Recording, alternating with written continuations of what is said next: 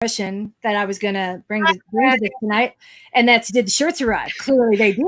I couldn't get the other shirt. I couldn't get the fitness protection to come across on camera, but I wanted everybody to see.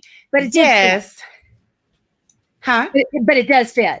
It does fit. Everything fits, and I really like the feel of this. It's very comfy. Yay! That makes everyone should have one. I love it. I just got mine in the mail.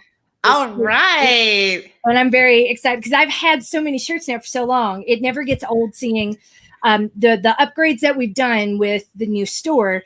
The package actually says fitness protection and has our logo on the package. And on the packing slip, there's a note from me. And I'm like, I don't know. There's just something about it now where it's like, it feels so, all those little details are the things that make it really feel real. Yeah. But yeah, I'm glad this shirt fits and works because I know from our previous store that some of the plus size shirts, the way they were cut, were still too short and they didn't give in the right places. And that's something we really want to get right. So we're like you'll notice if you go to the store, all of the sizes are the same price. I am adamant about that.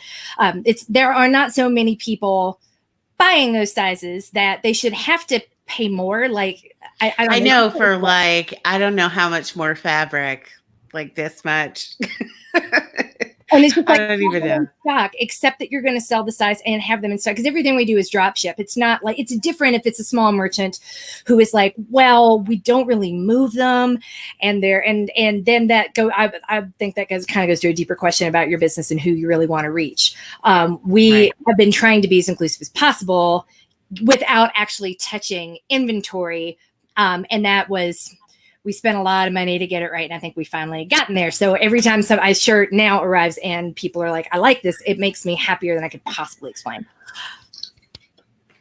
Check it out, everybody. I'm not sure everybody can actually see me. I last minute, I was trying to do some cooking, and it's so funny the way this one cuts you off. I can't decide where to sit. Anyway, I'm going to stop messing with it. Well, when you said you were going to be 15 minutes late, I was like, great. That gives me a little more time to attempt to fix this hair because I'm using an old hair dryer that I leave in the guest room. Oh, so the other one hasn't come yet. Well, no, it hasn't. And my hair looks and feels fried. I need a cut. There's already I need to have it thinned out, but whatever. We'll distract with the hair clip and big earrings and pretend it doesn't look like an A. I like it though. Well, I like the earrings. That I can see. It's just funny. Everybody's hair is it's finally starting to show. People were feeling like they needed a haircut 2 weeks ago, but the rest of us couldn't see it. And now I'm like, oh, okay. Mm-hmm. I see what you mean. And skin, it's become so I don't pretend to be or want to be like an influencer of sorts. If anything, I just want to influence people feeling validated and comfortable in their own skin. And so when I talk about the things that work, I was really cautious when I brought out the skincare stuff that I do and how little by little have shown why it's so important to me as someone who lives with ADHD. But man, I've been getting more pings this week about breakouts than ever. And I'm going to have to be I'm not a skincare. I don't really know. I mean, I can ask. It's so interesting. But I'm getting really deep, as you can see. I've got them over my shoulders and my back, those really deep zits that are not cystic, but they're just, it feels like it's going to take, a head is coming to them. And you just oh, wait. And then nothing happens. And then nothing happens. It's and they're everywhere. It's so crazy because I know I was having more issues with my facial skin, but it was when I was home all day, I was washing my face too much. I finally figured out that's what it was. And the more I stripped it of oil, the more oil it made. And I was making the problem. Right. Right. So I just backed off and went back to my usual just twice a day. I didn't know what I was doing. It was because I wasn't really changing my clothes that much. I was like, oh, I've done something. I'm going to go wash my face again. I don't know what this plan behind that was, but yeah, I was causing the breakouts. Well, that's where I really missed my dermatologist though. Well, that's where the double cleanse that I learned last summer changed my life. I'm I'm supposed to wash with oil. Are you kidding me? Right. Oh, and then I'm supposed to wash the oil off. Boom. And it's just been a rabbit hole to slide down ever since. And until last week, it's all been getting better and better. And now a part of it is a function of you need to wash your sheets a lot. Yes. And your pillowcases every day. I'm not there yet. I'm good if I remember to do it once a week because I'm I disgusting. do change my pillowcase. I use those My Pillows, those ones that you see the infomercials for. So I got two, and so I just go like 3 days and then change it. I just keep cycling through, and I wash the pillow itself all the time too. It just makes me feel better knowing that I can't deal with a pillow that I can't wash. I just No, I can't. tell you, that's been the hardest thing. I mean, they're not the hardest thing. I've got to find a different way to say it. So during my period of convalescence of nearly 2 years, I had to buy very expensive pillows to support my neck and my back pain. And like they were, I will be carrying these pillows with me into my coffin. They will be cremated with me. They cost more than a pillow should cost. It's insane how much it costs. And I have yet to figure out a great way to wash them. Now, theoretically, they only need a surface wash. They're very specific, so it can last. Hella expensive pillow can last a lifetime. But I'm convinced that that's part of the problem too, low key, and it's pissing me off. Like, I knew you shouldn't have bought these expensive pillows. Yeah, you almost have to cover them in those crinkly sounding hypoallergenic kind of plastic things. Like your grandmother's then couch. the noise is exactly. But then the noise will get on your nerves. So it's like, I don't know. But I've been thinking a lot since I got tested for all those environmental allergies, and they're like, you're allergic to life, that I should seal my whole mattress because I'm not going to replace my mattress as often as they say you should. No. And just the thought of all the dead cells and all the stuff we have shed that critters may want to come and eat. And I am allergic to said critters. You know, it's like disgusting if you really think about what goes on. I mean, on one hand, I get it, but I have a really hard time believing that at a time when we're being told to wear even like a covering over our mouths so that whatever, that much is getting through and living in your mattress. You know, I don't know. It's hard to know the difference between marketing and pushing people to replace something that's not broken and how much is really true. But the allergist was like, that's real. You don't need to replace your mattress, but you need to seal it. Yeah. But I don't like the noise. So hers is Tempur-Pedic. So I think the seal is underneath another layer. So it already comes that way. I don't know. That's a question. That's how they should make them, so that you can always just change the topper or something. Right. But not everybody's doing that. Or I probably could have done that if I would have thought about it when we got the mattress. But anyway. There's the right way, the wrong way, and then what we do. Thank you for everybody for just joining the stream. Aaron, if you have a name of this company, please put a link here so that we know. Yes. Fabric covers. Yes, yes. Yeah, that are hella expensive but super soft and machine washable. My name's MK Fleming. I'm the founder of the Fitness Protection Program, and this is our new Chief Nutrition Officer. And I love that I get to refer to you this way now, Dalia Kinsey. Yay! Who is officially official and is going to coach us and love us on nutrition. And I got to say, you have no idea how many times your name came up this past week in therapy, because my therapist is also an executive coach.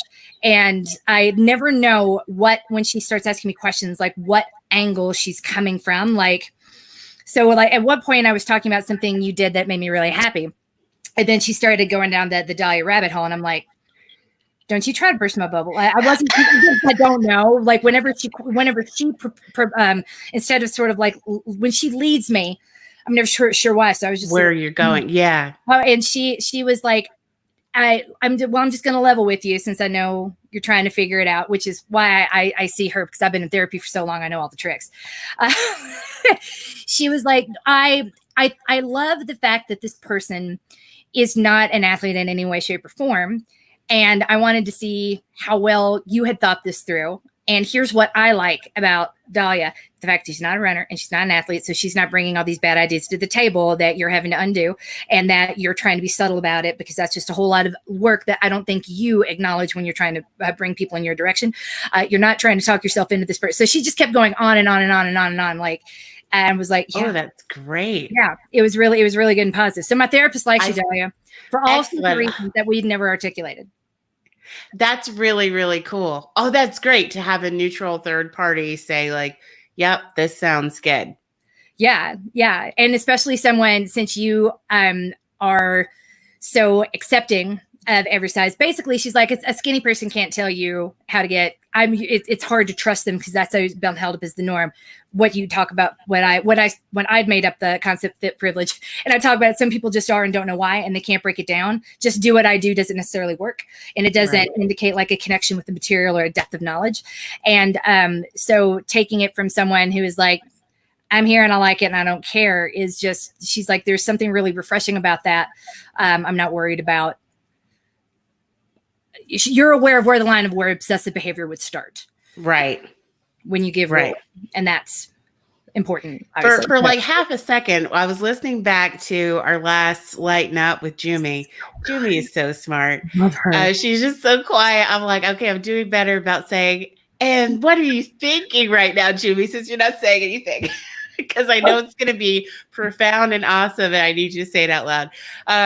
But for like half a second, I could hear myself thinking, like, maybe I'll run again. But that's how long it lasted. Well, that's because she made it sound really appealing.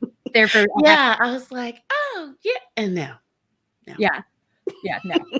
And if you don't, that's fine. It's so easy, and this is why I'm excited about Build opening up next month, or not even next month. Like, gosh, in 10 days, not even. What day is it? This is the panic attack I had this morning. Like, it's 26th and May isn't up. Rambled. But Build opens on May the 1st. But I love the idea that we're getting people in at the ground level, and so that they don't have an experience like you, where you say you tried it and it didn't work, so that therefore this activity isn't for me. Where, again, there's never pressure. Like, if you tried it my way, I bet it would stick. But rather, it's really hard to undo that mindset of pace, and hard effort is the only effort that matters. And I've got to compete with the runner next to me. It's really hard to undo that. And I don't know that I would be this resilient if I hadn't come into running the way that I did, where I'm like, I just look at people and I'm like, it's a bad idea. That's going to hurt. Bless your heart, and which, again, not to be judgmental, just like, I'm not doing that. Well, it's just bogus when you look back and you're like, you didn't even try and do it completely on your own. And you just got bad advice after bad advice after bad advice. I remember I went to a podiatrist, and I don't know if you can hear. I'm trying to tell. Can you hear all the stomach noise? We're getting good. Okay. Because it's, you can hear my stomach growling, and that's it. Well, so this podiatrist told me when I was 24 that I wasn't getting any younger. This is when I had my first injury from running. And he was like, this is normal. This is part of aging. And it was the first time anyone had said anything to me about aging. And I'm like, is this really happening? Like, I don't think I'm old enough to be having this conversation. And he looked, they scanned my knees and everything. So I guess actually it was probably an orthopedist. But anyway, and he's like, look, you've almost got just my body. I don't know what it's up to. It thinks it's older than it actually is. But I was already missing a lot of cartilage or whatever. And he says, this is part of aging. I wonder if he said that knowing that I was 24, or if he'd even looked at that part of my chart. I don't know. But he said, you just have to decide, what do you want to do? Save your knees, save your feet, or run. He said, you have to pick. Yeah. And he said, you probably spent up all that cartilage when you were involved in sports in your youth. Not true. Never. Really, I swam most of the time. Like, that was our main form of exercise in the summer and the spring, because there's lots of outdoor swimming you can do in Brunswick by the coast and whatever. So none of that stuff was true. And what he said was consistent with what coaches were saying and everything. And so you hear it enough, you normalize even bad information. It's like, oh. So I totally get that. So I love that we are right now working really hard to attract brand new people who don't have to be unwound that way, and that you don't come from a performance standpoint where you're trying to, like, there's this real push, and I'll stop there before I go on my soapbox, but there's this real push to optimize things in a way that, to an extent that it's become really unhealthy. Could I do this more efficiently is not an unreasonable question a lot of the time. Should every aspect of my life be optimized? Does that categorically de facto indicate that my life is better? I don't know. I don't think so. We have not optimized our morning schedule, and let me tell you how good my mornings are right now. Well, there's a lot to be said for that. Look at how you lit up. So this is the other thing my therapist is on me about a lot, because I forget to eat when I'm really excited about things. And that's a function, not just of like the medication that I take, but the ADHD itself, that when I'm really into something or really excited about something, my executive function is like out the window, and I'm not paying any attention to time. So like this morning, the babies like crawled in bed with me. And I know Jimmy doesn't love kids just kind of walking in the room and sitting on top of her, but I do. Except for moments like this and the door's shut, they know to stay out. But every other time it's like fair game. The door's open, come on in, which is what makes the toilet so dangerous. So they come in, they're on top of me, and we're having a good morning. And then I get the ding that, it's the 26th and you're late. And I looked at my watch and was like, shoot, if I don't run now, I don't get to run. But I also haven't had breakfast or lunch. Oh, wow. I'm like, how's it 2:00? And that's not. So the only hard part about the weekends is that I don't have my morning and midday rituals, because, no one else has them either. So it makes it really hard to have mine. But structure is really out the window right now. And I was just watching the news. I've been watching the news way too much, and I usually don't, but right now I'm watching it a lot. And it just seems like people are finally settling into, this is going to take a lot longer than we thought. Mm-hmm. And we have to start thinking about ways to resume certain things safely. Because for the longest time, we were all thinking, it's just a couple of weeks. It's just a couple of months. We're just going to pause everything. We're not going to come up with whole new ways to do everything. No. But now we're realizing, it's time to come up with whole new ways to do everything, or, some things just won't exist anymore. Because like to your point about the vacation eating, I can't remember what you said so well and lighten up, but it was really, I started to say articulate. Sorry. It was really beautifully articulated. Sorry. I'm sorry. I can't. Oh my God. Beautifully articulated. Fine.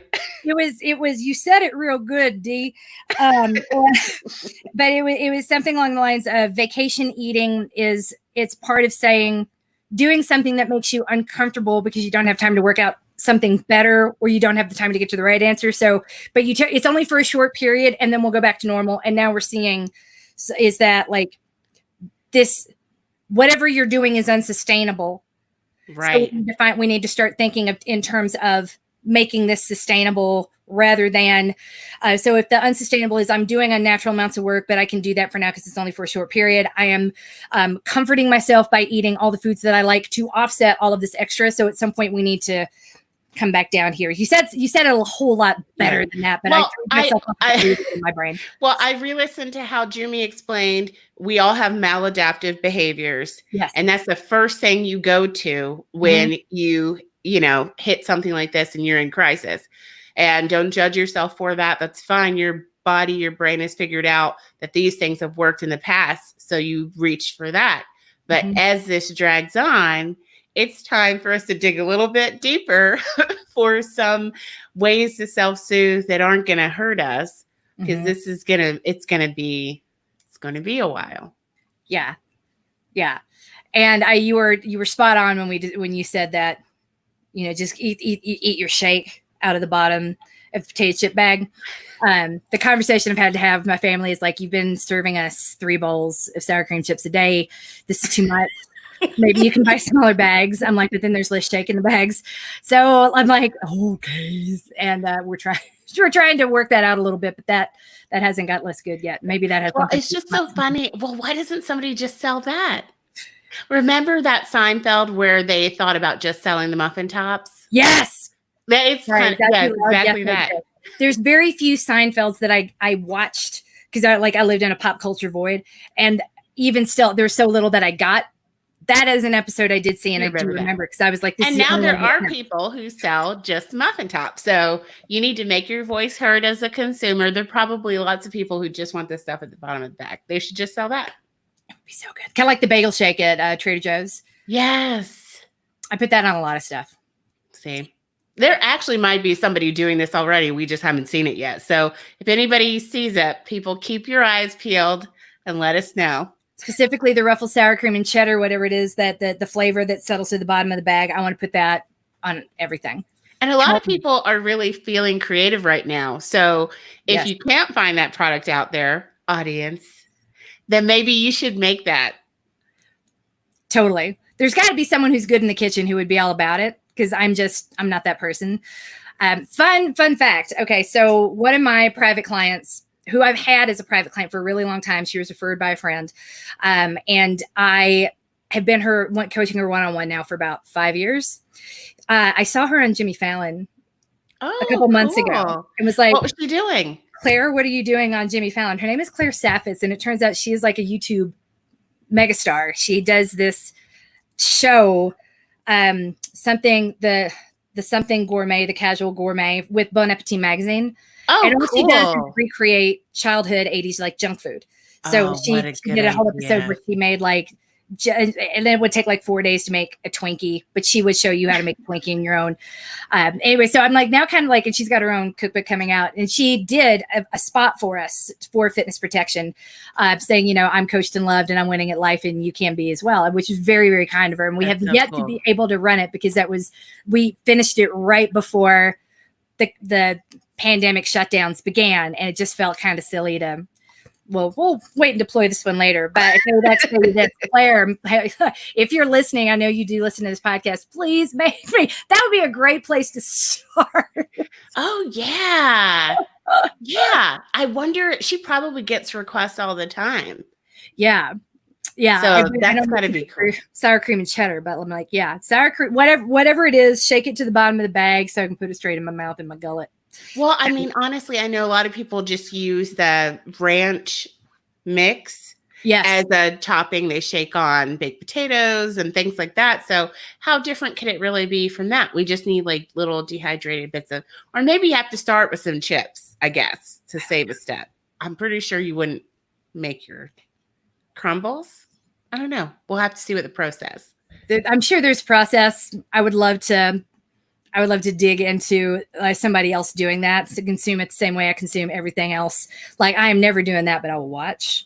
So like a guy from my run club who this weekend ran a 24-hour race on a 1/3 of a mile loop in his his neighborhood is called Peoria Circle, and he just ran the circle for 24 hours straight to raise money for a local domestic violence shelter. Oh, and that's I was beautiful. Yeah, he raised about $2,500, and we said at one point that we would, my family and I would donate $10 per mile after the sun went down, and so we're and he's, I forget how much of a beast he is, so we are really in the hole on that one. But I loved watching it. I'm like, anyone who wants to do that, I am so game to support it and show up and like shine a light on it and be like, that's amazing. Which is why we're saying I don't take one-on-one clients anymore. The few that I have, it's just not something that I like to scale or am willing to sell. But I will do this. If you are willing to do something like that, if you want to run a backyard marathon, a backyard ultra, your own marathon around, I don't know, your kid's school, if you want to create your own race in some way and fundraise for it, I will train you for free on a one-on-one basis. We'll support you. We'll let you use our platforms, whatever you need to help get the word out about what it is you're doing. But if you would like to do that, Dale, between now and August, email me directly, mk@fitnessprotection.com. We would love to have your back while you go take care of your community. This offer is going to be limited. And so if it's something you're even thinking about doing, get in touch with me ASAP, because I can't do this for more than maybe 10 people really well. So if it's something you're thinking of doing, let me know pronto. So I would love to help people. I think that's an mission excellent solution to the lack of races that are going to be available. That's an awesome idea. I saw where Amy set up her own photos. So smart. Looks so legit. Yes. Very nice. It's like you said, the creativity is really coming out right now, and it's so beautiful. And I feel like it's been coming out for us too. Can you believe how many neck gaiters we have sold? How many? No, I don't know. Well, I keep seeing people modeling them. It's so cool. The design is very cool. I feel like this is appropriate time in the podcast to have the butt kissing portion of the program where I for your designer. Yes. Yeah. Basically, Kara. Her name is Kara Gerard. She's amazing. And her sister, Krissa, is our copywriter, copy editor. And I just can't say enough good things about you, Kara. You're amazing. This idea was completely hers. It was genius. There were a few things I was looking at through Printful. I'm like, could we do this? And she's like, and like, I was just like, what do you think we could put on a NetGator? And all of that was her. And it was, I'm like, I can't even be coherent. It's a good thing, Krissa. This is the sort of thing Krissa, her sister, has to wade through when I'm like, I've got this. Could you make it say, I don't know, the what? So, this is how, you know, Krissa like makes me sound articulate, and she makes me sound smart. And Kara makes anything pretty that you've seen in the store, from the simplified version of our logo. This is that you're seeing on screen right now is the detailed version. All of the simplified versions, the new colors, all of that, the branding and whatnot came from Kara, and she made shirts too. Thank you, Kara. Thank you. And if you're part of our Runner Interrupted program, and you've seen the book, the revised version is going to be available very soon, and that was entirely by Kara and her sister Krissa as well. I just can't say enough. Kisses all over your booty. I could not possibly be more grateful for the two of you. That's very exciting, because those can be worn at any time. Yes. Because you always need to encourage people to honor your personal space. Totally. And you can use them as headbands as well, which I've seen people doing. I don't know if it'll be as good a wrap as Jumi's, but it is a possibility if you want to, use it around your wrists and around your, as a sweatband.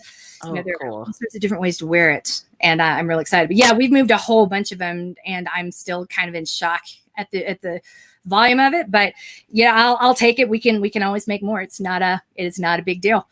But the other thing that's going to be coming out, to thank Krissa and Kara for, is that we have just started a Facebook group that we're calling Racer Interrupted, and this will be not a separate sort of idea. It's going to be a much more public forum where if your race has been interrupted for any reason and you would like to vent about it, talk about it, or look for motivation to keep going, this will be a place where you can do it.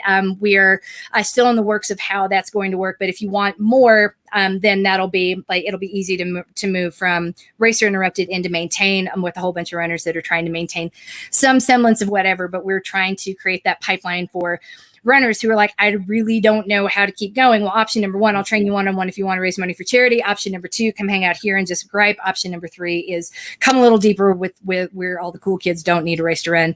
Anyway. And if you know of someone who's looking to start the running habit, webinar is on Wednesday or Thursday. I don't want to say which, because I don't want to have to do the math and figure out how many days we are from May, but it's the last day of April. We are having the webinar to kickstart Build, which will be launching on May the 1st. Those are all the big things coming down the pike, and I'm going to try to get you out of here sooner than I did last week, because you and I never talk less than like 2 hours. 2 hours at a time. You know what was awesome, Amanda? I gotta tell you, what's awesome is it just left my brain. Crap! I was about to praise Amanda. I'm sure it's in my list somewhere. I'm sorry. Come back, hang out, Amanda. I'm coming back because I've got your name on my list in here somewhere with a weekly win.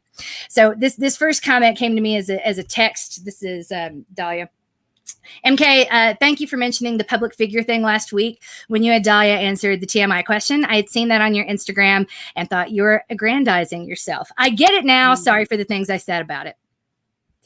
I have no idea what this person said about it, but I'm guessing it wasn't really nice. I love it.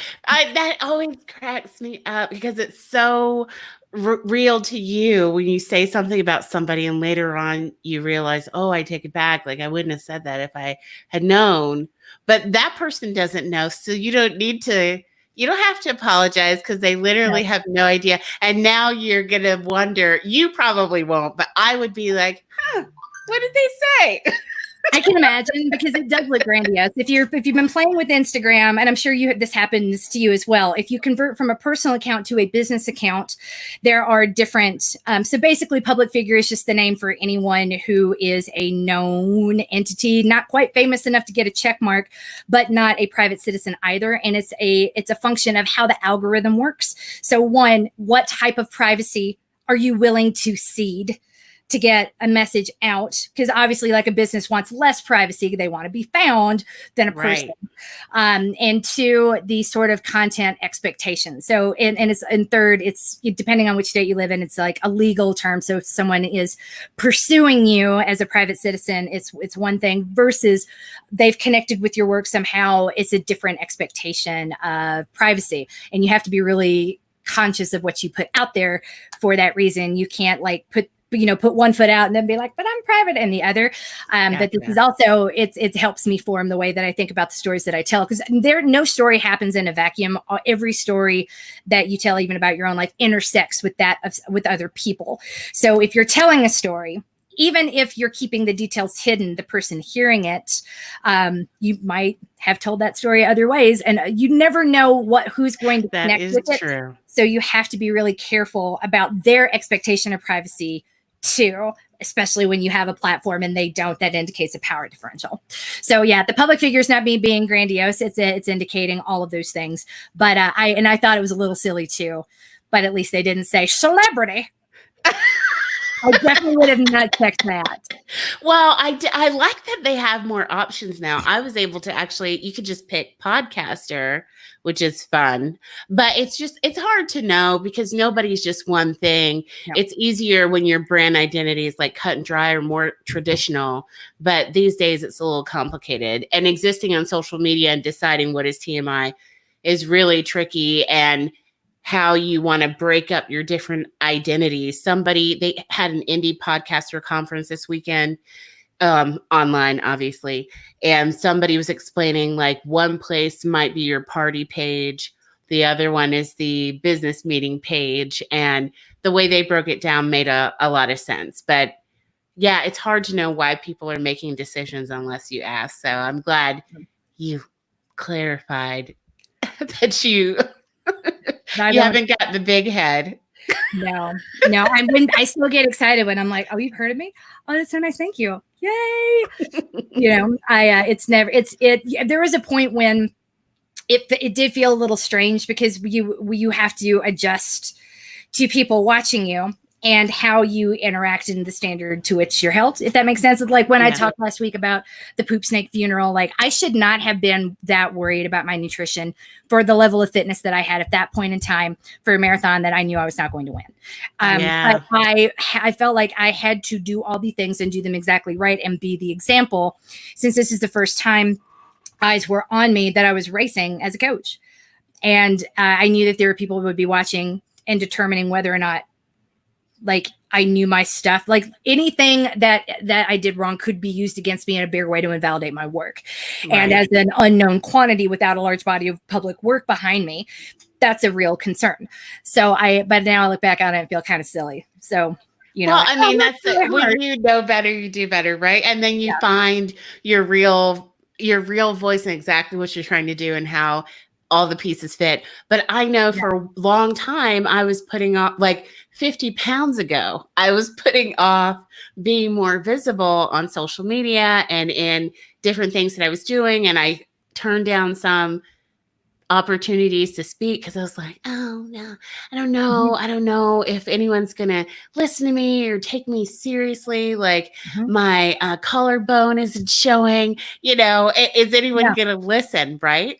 I mean, who trusts a fat run coach? There you go. That's what I said. I was like, I don't know about a fat dietitian. But then a couple of clients said to me, like, no, like, oh, don't change. Like, I feel like you look like me. And I feel that seeing that you feel comfortable in your body to an extent, of course, everybody goes back and forth a little bit. You're approachable. You are different from this other person. Like just fully embrace who you are and make that part of your brand identity instead of trying to mold yourself into something that already exists in the marketplace. Which is why I think the fact that we exist and what we're doing is so important. Now, this is where I'll aggrandize myself and us. It's the fact that you and I, like at one point, looked at ourselves and said, I am not aspirational.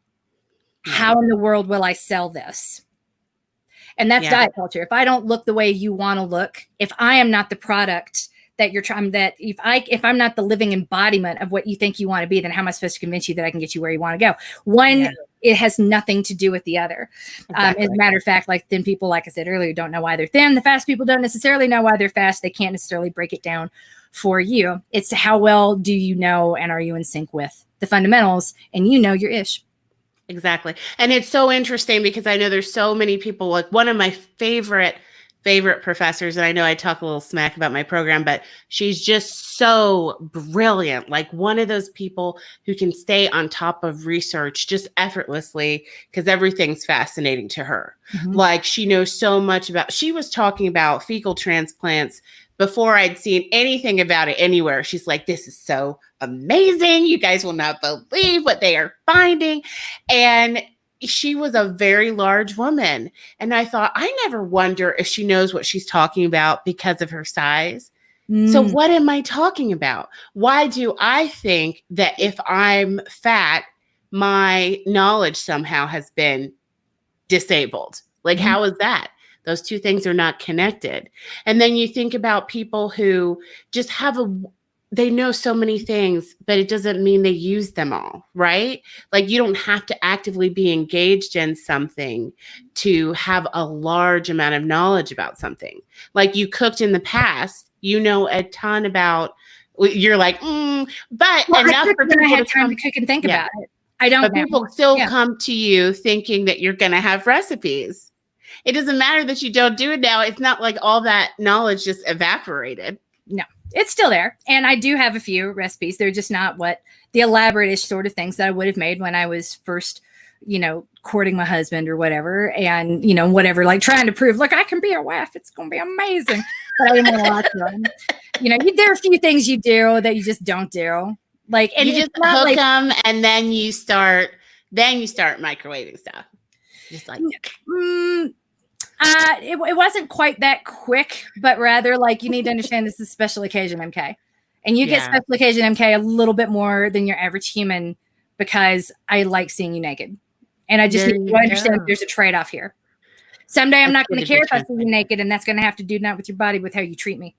And that's where special occasion MK like becomes a little more rare. She comes out once a year. You need to look at you. Yeah. Yeah, that's real talk. Yeah. I felt like we got such great marital advice, like low-key marital advice from Julie last episode. Right. Everybody needs to make sure they listen back. Horn dogs and muffin tops. Like that's the best name of any podcast I think I could ever write. It could be the name of a permanent series. That could be another show. We don't have the time to do it, but somebody needs a show with that name that I can listen to. I would listen to that. I would find time. I would find time. Oh my gosh. So speaking of time, it's slipping away. There are questions for you throughout, but there are a couple that I started to kick off this week. Okay. Dalia, loved your suggestion last week about leaving apples out so the kids can get their own snacks. How do we tell them to stop asking for other things in ways that don't make them think of apples as the good food and what they're asking for is the bad food? They want cheese sticks and goldfish crackers all the time, and I don't want to talk about how much they cost like Coach MK would, because I don't want them to know how worried we are about money right now. Ooh, that's real. That is real. That is real. Maybe there's some way you can just make it seem more like it belongs to them if they are involved in the process of setting it aside. Or do they have other favorite foods that you would be comfortable with them eating as much as they want, Mm-hmm. You hate the idea of your kids worrying about money. I remember when I was 12, my dad was laid off from a job, and he had an opportunity to take something else, but it would have involved a long commute. And in the 80s and 90s, who did that? Like nobody did that. And we were about to enter adolescence, and he felt like it was the wrong time to be home less. So anyway, got laid off, completely freaked us out because he didn't tell us that he had a full year of severance pay. I didn't find that out until like 2 years ago. So my parents thought it would be fine to let us worry about being homeless and not having enough to eat. So we started, I mean, just the stress was insane. And we internalized it. And like, I remember saying like, oh, I didn't want a new dress for Easter because, I didn't want to use up the money. And my mom's like, chill out. I'll let you know when we don't have it. But they kind of left it up in the air. They were like, oh, things could get tight. Things could get scary. But then would sometimes say like, you seem to be overreacting. So I think that's completely valid. And I would really be careful about, letting your kids be involved, and feeling stressed out about money could really give them lifelong issues with just that fear that there won't be enough, Yeah. So which leads to overconsumption. Like, right. I have it now, I must consume it now because I don't know if it'll come back. I think of it as scarcity. There's a scarcity piece. Like if you were to take my personalities out and kind of like lay them down, or all the components in my brain, one of them is the little girl that was in the wake of my dad's heart attack and the literal trauma that inflicted on my family. And I wouldn't wish it on anyone, because scarcity MK is real, and she is still there, and she still influences me. And I was 6. Yeah, it's amazing how difficult it is to get beyond anything that you learn in childhood. It's like really deeply ingrained. So I think it's really nice of you as a parent to have thought about how that may affect your children.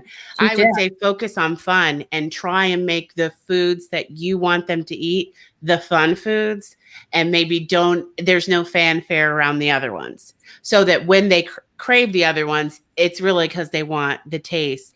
There's something about individual packaging, and like the way you see something small and you're just like, oh my God, it's so cute. Even if it's just a tiny eraser, I feel like kids have the same reaction to the tiny packaging, and manufacturers know that, and they make things like the perfect size for them and make them all cute. So if there's a way you can make the things you want them to eat all cute and tiny too, whether that means you put them in smaller little containers.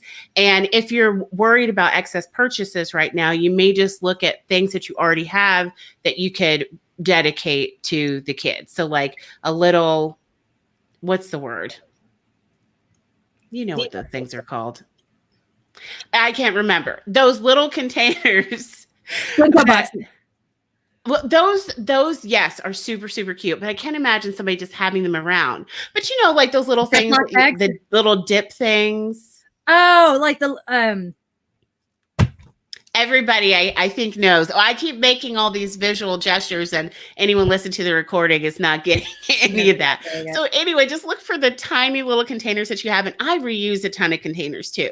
So like, even if you have tiny little jars of jam, that still have jam in them, when they're done, you want to run those through the dishwasher and possibly reuse them. It depends on how small these kids are. If they're so small you can't let them hold glass, that's a whole nother issue. But just look for ways to make the food that you want them to eat cuter and smaller and approachable. And even if they're helping you cut up the apples, encourage them to keep going, or go behind them and make it even smaller and cuter. Not so small, choking hazard small. Right. But you know what I mean? You're not. I think of reusing, I've done this before, reusing the box of raisins. So they finish the box of raisins and they bring it home, and then I refill that box. And I think I read somewhere you can do that for like 3 or 4 days in a row, and then you got to discard the box. But that was how my kids wouldn't eat raisins in any other packaging, and it's so much cheaper to buy them from Sam's Club in like the big old bag. Right. And that was something I did. I mean, they seem fine. I don't think I've heard them. Well, I mean, and you could probably line it with those cheap old sandwich baggies, the really flimsy ones that you put kid snacks in. Yeah, you could line it. Because those, like you said, the one serving packages are genius for giving a treat and a lunchbox and taking it out of the home. But when the box that contains all the little packages is in the house and they know where it is and they can reach it, and you're home all day, it's a different calculus of trying to control without emotionally scarring. But and the line that I've used on my children is like, this thing that you've asked for is something special, and we have to reserve it for a certain time, without being like, we're so poor. But it's like toilet paper. right now you've heard, the Roni virus is happening. This my daughter calls it, my middle kid calls it, the Roni virus. I'm like, yes, it's totally exactly it. She's like, okay, so, with, how we can't buy toilet paper right now, we can't buy a lot of the things that we like right now. So I want to make sure that we have a lot of people in this house, everyone gets that little something special. And when I give you something extra that I can't give them, it's like either everyone gets the special thing or no one gets the special thing. So if you want a snack, this is a snack, but you need to understand the difference between asking me for a snack and asking me for a special thing. Because you ask me for special things, I would much rather hear that than snacks. I hated that word before I started hearing it this often, because it was how guys on the trading floor refer to women. Oh, so I hear it now. Can I have a snack? I'm like, bah! Well, and then another thing too, just like those little activities you would give a preschooler, those can make kind of boring, healthy foods more interesting, like ants on a log, and just turning it into a whole thing and letting them play with it. And there isn't much, I don't see what you can make those little crackers do. There's not much, but like peanut butter and raisins and a celery stick, like you can make all kinds of faces and stuff with that. So I just say focus on making it so fun and making the other stuff as, boring as possible. Love it. I love it. You can come to my house and tell me how to make cheese sticks less attractive to my children because it's all they want to eat. It is. I was like, I'm going to do what Dalia would probably say. Just let them have as much as they want until it hurts. And then when they can't go to the bathroom, they won't want that much cheese anymore. That has nothing. Hasn't happened yet. Not the ones who are sentient enough that can put the two and two together. I'm like, it's because you ate all that cheese. They're like, no. And I forget now we're living in a post-fact world. So I'm going to, or maybe we always have been, and I just didn't know it till I had children who could look me in the face and say, I choose to deny this information. So that's where I am now. And I'll let you know if we need a better trip. We might be buying you a ticket as soon as we can to come from with the cheese. Well, honestly, I mean, you have to think too, the people who sell these items, they cost you more. Why do you pay more? They have put a lot of thought into making that item more appealing than a regular old block of cheese. Mm-hmm. I mean, back in the day, we all have at some point eaten a whole block of cheese, but no one has ever eaten as much cheese as we do now that they come in sticks. Well, I don't know. I could have given them a good run for their money when I was in Russia. And first time I'd ever had unpasteurized dairy products. Yeah. It's crazy. Good. Yeah. Yeah. Like things that I can't have here in the US when I travel, like it doesn't even bother my stomach and I go to town. I will go with you next time, anytime. Oh my gosh. Oh, okay. Another question. Coaches, I'm really struggling. Things at home are tense. On good days, we are still pretty far from our best selves, and it's hard. At the same time, I feel guilty about this because we have stable employment and stable finances, while so many are facing much bigger issues that can make home life dangerous as well as tense. You say that privilege isn't something we can feel guilty about because we can't share it or give it away. So what do? I guess this is a nutrition question because I'm eating my feelings and hate myself for it because so many cannot buy food. That's rough. Like even the phrasing though, I don't think we might've said it and didn't mean to. It isn't that you can't feel guilty. We were encouraging you not to feel guilty because like you say, I'm not here to tell you how to feel or how to deal. What to feel or how to deal. I'm changing things. So yeah, like it's not anyone's place to tell you how to feel or to tell you how to manage this. We are only trying to offer things that we think will be kinder to you. I would say it's good that you've even identified that you're eating your feelings and that you're not even hungry, like that you're trying to soothe yourself and your guilt because you feel like you should be more grateful, I guess, for this supposedly great situation that you're in. The truth of the matter is this isn't a competition. Like everybody's suffering is valid. And when people talk about privilege, it isn't to imply that people have never been through anything. Right. So like I sent MK something today on TikTok. Are you even getting my TikTok videos that I send you? Yes. Okay, good. So I need to share that to the group. But basically, someone was just explaining a lot of times when you talk about privilege, people hear that you're saying, well, you haven't gone through anything and you're not experiencing suffering as well. No, everybody is suffering. That's basically a constant in human existence. And if there isn't something external to make us suffer, then we'll do it. It's just how we are. We're always in some kind of trouble. So don't invalidate your own suffering just because someone else it seems to be having a harder time than you, or obviously is having to work through more challenges than you. That doesn't mean that your suffering isn't valid. Yeah. As we move up on Maslow's hierarchy of needs, like if you've got your housing handled and you've got basic food needs handled, your needs, they're all necessary, but you can't address others until you've handled the basics. So just because you've got your basics handled doesn't mean you can't have some kind of crisis or have distress higher up on the scale of needs. Absolutely. So I would say that you don't have to feel guilty, is what we're saying, but that also feeling guilty is natural and a lot of people feel that way. Yeah. But like you've already said, the eating just continues because you're not actually getting relief that lasts. So let's start looking at other ways that could give you relief. I know that when most people focus on how they can help doing something tangible, that helps a little bit, like taking the focus off of yourself and taking your thoughts away from like, I'm bad or I'm not doing enough or I shouldn't feel this way. One, there is no way you should feel. However you feel is how you feel, and it's okay. Mm-hmm. We just want to look at, do you want to stay in that place? And how can we get you out of it? And I love the idea. I don't know where you are with your training or your physical activity or whether or not you love to run, but I love the idea of doing something physical that's going to help other people. Tying those two things together, you're helping yourself and you're helping other people at the same time. And it doesn't matter how much money you do raise. What matters is the intention and the fact that you have a project that is undeniably constructive. Yep. And you can't do but so much running full of food, so at some point you wouldn't be able to continue to do both. But then don't feel bad about if you ate it, it's gone, and it's done, and it's over. Mm-hmm. And it's not like you can send it to everybody who needs it.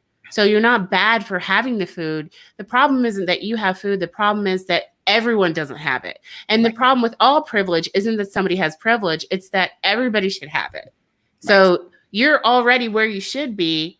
The issue is everybody else being able to get to where you are. And 9 times out of 10, that's because someone has put up barriers to stop people from being able to get where you are. We don't need for you to starve for everybody else to, that's not going to help anybody. No. You're not wrong for having access to food. Privilege comes into play when you look at someone who is able to pull themselves out of a situation and look at another person. Like if I were to look at a marginalized person and say, well, I got over my rape, you should too. You could too. That's where it would be like, MK, check your privilege. That's ridiculous. So privilege is the trump card to make someone who's being a butthead back down. Not something I feel like we all need to walk around trying to either ask Black people for it to absolve me. Tell me I'm not a bad person because I'm privileged, Dalia. Because that's horrible. That's really bad. You can't put that on the people around you. That is literally not their job, and that's not Dalia's place. Which I know that you didn't even go there asking the question. But this is something I felt was important to kind of put out into the ether. Because I know that it's a lot of emotional labor. It's a lot of emotional labor. Yeah. Well, the good thing is in this context, it is appropriate to ask for help because It's literally called Ask Away. But good point to make because there's a lot of people that do that. And one person can't speak for the whole group. So even if somebody has told you don't feel bad, you're fine, about something that you were saying it better. Basically, no one person can absolve you. Yeah. But that's a whole different thing. But it's a good thing to mention. Privilege is the sort of thing that it belongs in a conversation to illustrate the power dynamics or the differences between people and how we don't control, you don't choose how or who or when or what family you're born into, but needing to understand why some were already born with a leg up, whether they liked it or not. Like if people in other demographics in other places were born into my household, they would probably not have ended up the places that I have gone. And the fact that in my circles, people kind of give me side eye. Are you guys really poor? Was it really that bad? Are you from a place really that rural? The fact that people think that I'm putting on, or would even assume default, because people at Wharton did. They would say it to my face. They would ask my parents when they came to visit. Gross. How dare you ask people you don't know about the most traumatic events of their life? That's very because rude. You kind of think maybe on some level I'm a liar. Oof. Well, but that's really deep classism that they don't believe that it would be possible for someone who they now consider a peer to at some point have been PWT. Like, I don't want to say the whole thing, you know? Yeah. And that shows you right there that we don't believe in the American dream. Right. So let that sink in, everybody. Right? We never did. We know this happens. And this is where, like, now, did you really happen against the odds? Like, I'm not here saying I'm a unicorn, but I will be the first to, like, in a conversation, speak up and be like, actually, let me talk.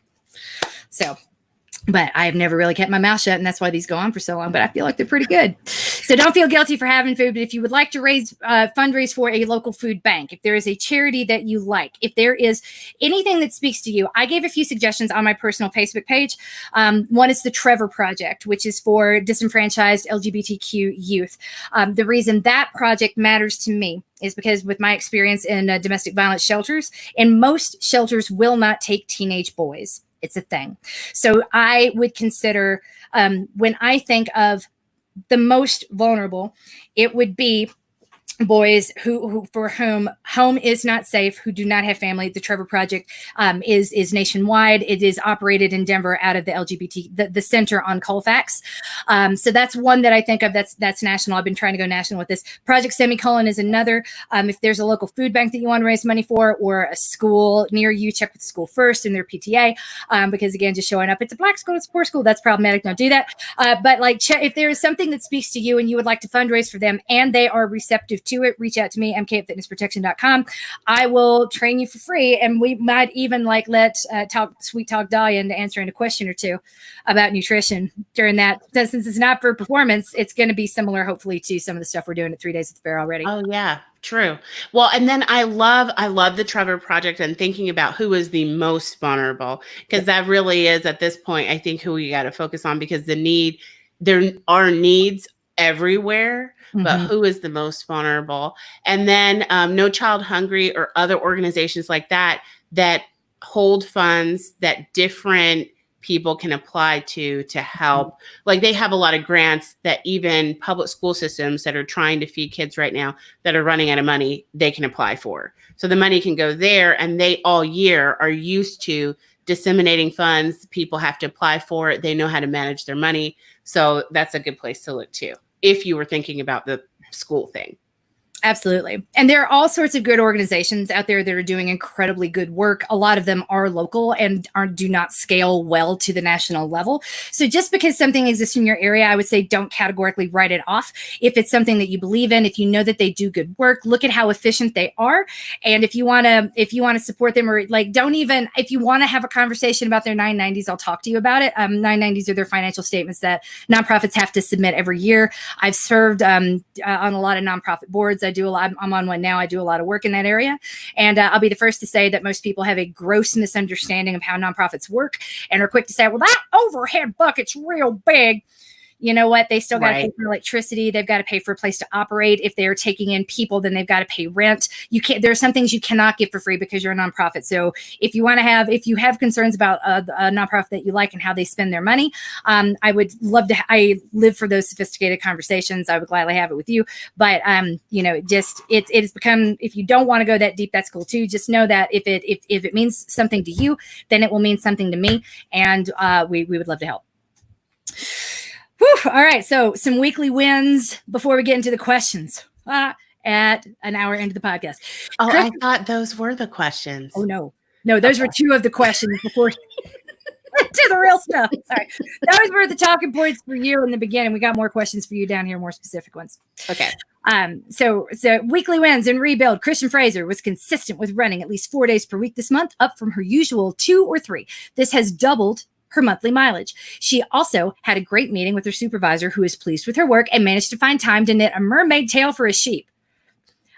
I feel like that has to be the cover of this week's podcast. The mermaid tail. Please send us a photo. Please, you guys, you can't just talk about these things. We got to see them. That's amazing. Amanda K. Blockinger Bailey ran her furthest, longest run since 2018 today and felt really strong and steady. Feels glad that her feet are feeling well these days and that she got to run 9 lovely miles. Jennifer has had a great month of rebuilding without knee pain and is looking forward to lane 2 next month. Yay! Kathleen Harden has run 48 miles so far this month with 3 or 4 days of running left in the month. This will be her highest mileage month since November of 2013, clocking in at 53 miles. Awesome. That's amazing. Melissa, I love hearing stories like that. It just gets me in the Melissa Yakuzo celebrated her birthday on Saturday with the family Zoom party. Happy birthday, Melissa. Yay. We should have brought her in, be like, just to sing and embarrass her a little bit. Oh, yeah. Maintain. Yeah, right. Like, well, like, not like we don't have enough going on, but it would be at someday we'll keep track and do all the things. Maintain. Weekly wins. Francine Reynolds Scheller finished her training for a 48-hour event, even though the event was canceled. She's been consistently running doubles and 10-hour weekends throughout the quarantine. She ran 39 miles in a 28-hour period or something ridiculous like that. She has worked. Oh my gosh. I'm just excited to watch what she does because she never stops working. She's amazing. Nakia Radon celebrated her niece's birthday by playing the part of a unicorn.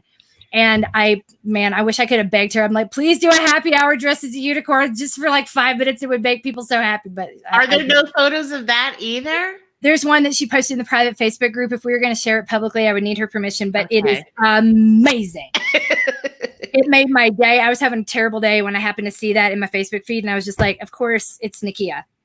Of course. I love it. Of course, she would dress up in a inflatable unicorn costume for her niece's birthday. Amazing. Katie Fry celebrated her birthday with an outdoor adventure, breaking her area's quarantine. We were really glad you're not in prison, Katie Fry. It's amazing. Elizabeth Tomlinson ran a virtual half marathon last weekend. Becky Horn celebrated her 48th birthday this week. Lots of birthdays, and got to see her PT via telehealth, which seems to be helping her knee. Amazing. So telehealth does do good. It is worth it. If it's like second best is the first winner at this point in time, go get it. Thank you, Becky, for sharing. That's awesome. That PT is available long distance. I didn't know that. Me neither. Viola Askey remembered coach's training to listen to and believe her body as she runs. That ingrained muscle memory from runs has bled over to real life and helped her these last 2 weeks when life grabbed her by the face, and it still has not yet let go. She's trying hard to listen to her body and believe it through her current storm. Viola, I don't know what's going on, but I do know you have a senior that isn't going to get to enjoy the final senior things as he graduates from high school this year. We are here for you. We are wrapping our hearts around him too. That just sucks. I'm assuming, if this had happened to me, I would have been like, whoa. I did not have the best high school experience. And that's putting it mildly, but I like, this would have been a dream come true for me, but I realized it is an absolute nightmare for so many people, which on one hand makes me really, happy and hopeful that my children will have a high school experience that mirrors that it more than, you're always scared. Like what am I going to do if they have the same things that I had? So I, in a twisted sort of way, knowing that there was something good there to lose gives me hope for my own children. I hope that made sense. Yeah, it does. Well, I didn't even walk at graduation. Like I was so ready to get out of there. I went on a vacation my last week, and then I went and got my cords and stuff afterwards, like the honor roll stuff afterwards, and those assholes at the front office still didn't recognize me. This is one of the reasons why I was like, I just got to get out of here. These idiots. I've been in the same school the whole 4 years, 4.0, then I dropped to 3.8, whatever. Never knew who I was. Every single day when I would come back on campus from the college, they would try and stop me. I'm like, do you dummies still not know that I go to school here? And it's not a big school, okay? I just want you to know how outrageous things were in the 90s in Brunswick, Georgia. But anyway, for the people who had an awesome high school experience, this is a major loss because they really were going to, these are the kids who were actually going to go to the reunions and stuff. And at least they'll still have that, but it's rough. It was a big part of their experience since This must have been a popular child. They are the ones who are sad about this. The Yeah. other kids are like, whatever. Like that was me. I was like, whatever, get me out of here. Same girl. I was ready to run. Like, do I have to walk across the stage? Can I just stay home? And like, my parents made me go. I was salutatorian, which was a whole separate story. Like, the lawsuit around that was what my college entrance essays was based on. Oh, wow. Yeah. Goodness gracious. I mean, you can't make this stuff up, but small town South is so much fun, dude. Yes, there you go. That's the moral of that story.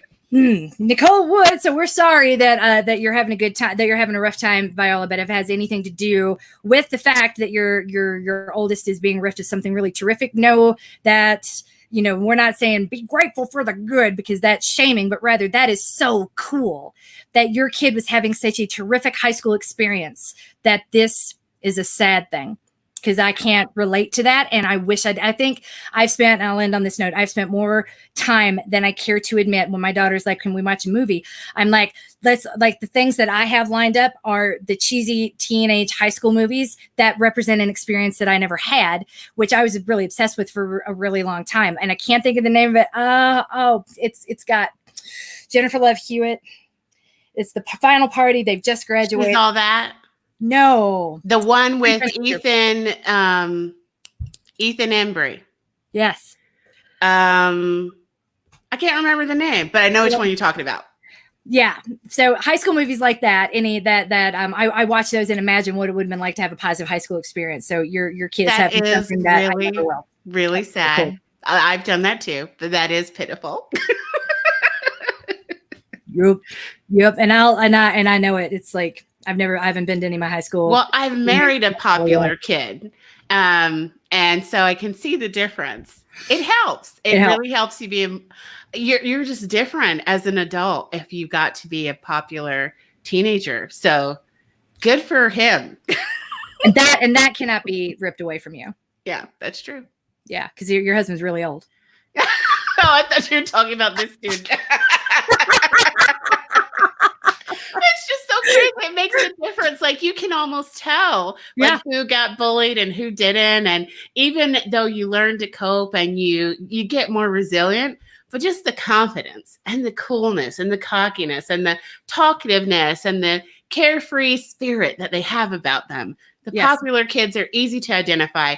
Even if they're like 80, you can still tell like, oh, somebody didn't get beat up after school. Right. Somebody didn't get thrown in a garbage can. Like you can just really see the difference. It's like, MK, I don't understand why you wear such short shorts when you run.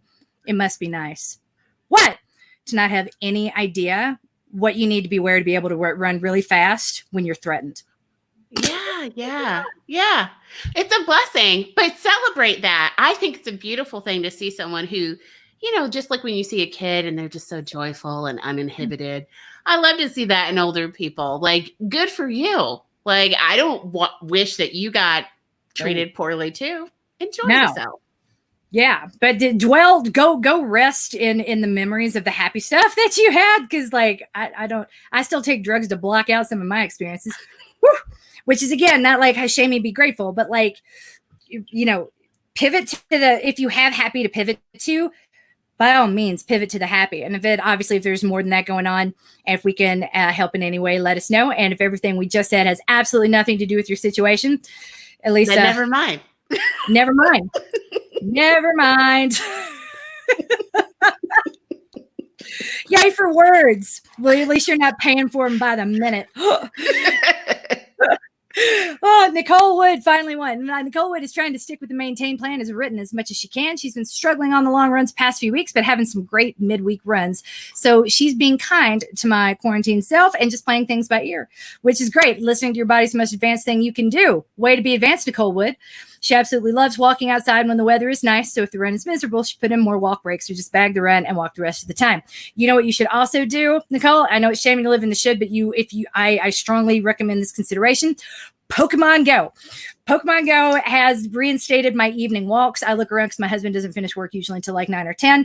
And when he comes to bed, it's loud and big. So it's just easier for me to go. And I forgotten, I've said before, I've forgotten how much I enjoy evening walks. So I'm going out for my evening walks again, and I have a kick in the pants to do it. Like, oh, I might be able to evolve this Woobat for RJ.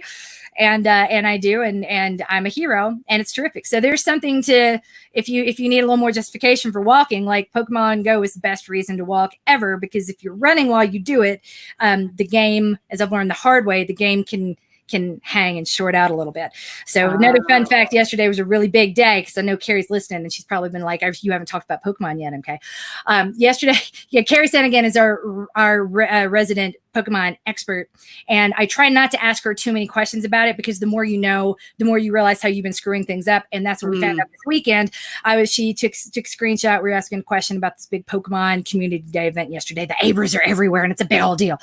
And she was like, I showed my son a screenshot from hers, and he's like, "What are those numbers?" She said, "Oh, it's from Pokegenie that tells me if Pokemon is good or if it's crap." I had never noticed the appraise button in Pokemon, and we're seeing this after we have just gone through and cleared out and thrown away basically a whole bunch of Pokemon based on their combat score, which is the wrong thing to be looking at. Oh. And so now my house is upside down, and my son is mourning, like, "You made me throw away all those," because he wanted to keep them. But I'm like, I'm not spending $50 on all the storage you would need to keep all these. Like, you got to decide. Oh, so, and he was the one who noticed. He's the one who asked, "What is that other score?" And yep. And that was when, thank you, Carrie. We found the praise button, which we didn't know was there. And we'd been ranking all the Pokemons incorrectly. And now Abra Day is over, and we can't go get back. No. He is convinced we threw away all the good Abras, because the 5 Of course he thinks that, because that's how the mind works. Mm-hmm.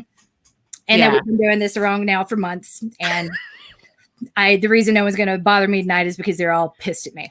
So, that's hilarious. But I could have gone the rest of my life without knowing how wrong I was. Well, did she tell you? Did you figure out what team you're on? No, the red one. Oh, okay. I didn't. So, okay. Now you know what to say. Yeah, if ever you get stopped by the police because you've been playing Pokemon Go behind a building too long, attracting attention to yourself, looking suspicious, which evidently looking at your phone and saying, "God, where are you? I'm so tired of waiting." Refresh is like that can be suspicious at certain times of the day in certain parts of town. Depending on how long it goes on for, probably anywhere. I was there. I was definitely there way too long. A little suspect. Oh my God. But these are all things you need to know. Basic facts about Pokemon Go before you leave the house, especially if you find yourself stuck in one position waiting for a Pokemon to reappear, because the game said that it would. Gamifying fitness is very effective. Gamifying everything, honestly. And you see it more and more in different marketing things. Like, people are understanding that adults want to play too. So can I just tell you, 2 days ago, I did an 11-mile run. I had not planned an 11-mile run. I thought I was going out for 4 miles. And my husband now at this point is just like, right. You're in pursuit of I ran 50 miles last whatever week. They're called. Oh, I don't For the sake of Pokemon. It was like an abomination. I mean, that was the name of it, was something ridiculous like Abomination. And it's super rare, and he really wanted one, and he showed me the card, and he showed me the thing in his book. And so I was on my run, and I stopped to look for directions, because I have to keep checking. The other good thing about it is it syncs with Google Maps, so it'll tell me where I am and how far. So I looked down at one point, and the Abomination, I'm just going to call it that, popped up on the map, and I'm like, oh, it's not that far away. It's like 5 blocks. Does it keep moving? It moves.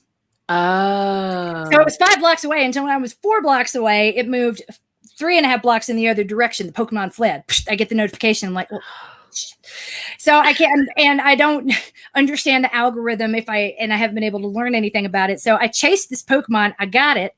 Thank God. And which is the worst part, the crushing part of last night, this Pokemon that I chased around is basically worthless. Oh, man. Okay. Well, you live and you learn. It's like insult to injury. And you tuned in at the right time. Hi, Carrie. I'm so glad you're here. So that is the Pokemon story of yesterday. Audio blah blah. He's pink. We win one of the Abras. Yes, we got his pink. It's a shiny. We got 3 shiny Abras, and all of them are 0 stars. But we didn't throw away any of the shiny Abras. So I'm like, it's not like we threw away the super rare one, right? Because the shiny, I don't know. All I know is that he's mad at me. Yeah, that's how that works. I didn't know you had to appraise the Pokemon, but yeah, that's also how they get you out the door and keep you moving. What was supposed to be a 4-mile run to go to this different side of town to a brand new park, because there are nests in like parks and universities and hospitals, funny enough. I guess doctors and patients like to play too. Oh, so, okay. That was probably a better idea before. Yeah. Than it is now. A little bit. But yeah, the heartbreak of chasing something for an hour and 45 minutes and then finding out the next day after you've dumped all the excess Pokemon because you can't afford, your mom is not about to buy your storage, that maybe we threw away all the good ones because we didn't know about the rating system. Oh, well. So, but other than that, gamifying fitness is absolutely fantastic. If you decide to, if you listen to this podcast and you hear anything I've said about Pokemon Go, talk to Carrie. Talk to Carrie before you start, because I clearly don't know what I'm doing. I'm the worst. I am not a Pokemon Go coach. I'm not qualified. Oh my God. Okay. Well, you'll be in Colorado. You have to come in Colorado. I would love it. Cool. He looks every day at the gifts. So thank you to everyone who's been sending my kid gifts on Pokemon. That's how he gets that and me going for runs is how he gets his Pokeballs, because again, we're not spending money on this game. Like we're not starting that. Anyway, Sarah Seberg cut both her sons and her husband's hair, and there were no bowls involved. And I've seen the photos. They looked very good. Well done, Sarah Seberg. Now let's move into the question portion of this evening. So I'm so sorry. Yeah. It's okay, Carrie. We love you. Better to know now, I guess. But it's just like, boy, my kid is so mad at me. We threw away all the good ones. I'm like, you don't know that. Don't think that way. We still got some 3 stars in there somewhere. Anyway, so rebuild question. Hi, I'm finding that I really enjoy my weekday runs. However, I don't really enjoy running long on the weekends outside of training for an event. What would the trade-off be if I ran Monday through Friday and then did a long hike or the bike on the weekend? Is it better to try to do my long run sometime during the week? Look, the reason that the long run exists in the plan at all is because that is the first thing to go when a person finishes, say, a marathon or a half marathon training cycle. The first thing they give up, they're like, I'm going to keep training, but I'm not going to do any more long runs. I want my Saturday mornings back. I'm going to sleep in. I'm going to do this or that. And then that's all that either becomes real estate in your calendar that is really hard to get back because we let the pendulum swing the other way. Oh, of course you can join the lacrosse team, sweetie. I know mommy's been training, but mommy's not training anymore. So I'll totally do this for you on Saturday mornings. And now like you're going to have to negotiate with your husband or your partner to get Saturday mornings back for someone else to take them to lacrosse. So that's why I think of it as a calendar slot for your run. Find a way to keep that no matter what you do. That's one of the reasons why Runner Interrupted exists, so we can keep some of the smaller habits going that makes it easier to transition back in. That said, I don't categorically demand that everyone continue a long run. The reason that it's there is, one, again, the calendar real estate, but 2, we're trying, if you think that there might be a chance that you would want to race for performance or for distance, like a marathon, and really care about the time, then that's the other reason why we have to keep the long run back on the calendar, because we got to build that system back up again. When you let the long run go, you're not letting all of your endurance go, but that is very important to your training success and performance success for events that are going to take you longer than an hour to complete. Fitness, you're good in at anything 30 to 60 minutes, 5 days a week. That's totally fine.